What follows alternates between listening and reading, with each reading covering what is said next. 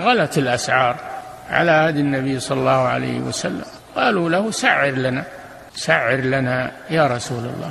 قال إن الله هو المسعر القابض الباسط، وما أحب أن يطلبني أحد بمال ولا دم. الرسول امتنع من التسعير، لأن ارتفاع السعر ما هو بنتيجة تلاعب من التجار حتى يمنع، إنما هو من الله جل وعلا بسبب قلة وجود السلع.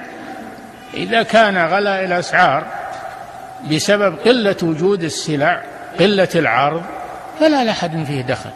لكن يقال للتجار بيعوا مثل ما يبيع الناس، ما تساوي في الأسواق، لا تضربون بالناس.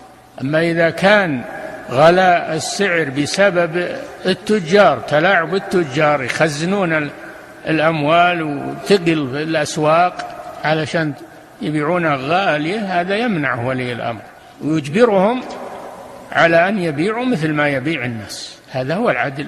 نعم، وإلا ما هو من أسماء الله المسعر، ما هو من أسماء الله، لكن هو الذي بيده الأمر. الغلاء والرخص بيد الله سبحانه وتعالى، هو الذي يسعر، يعني يقضي بغلاء الأسعار أو برخص الأسعار. نعم.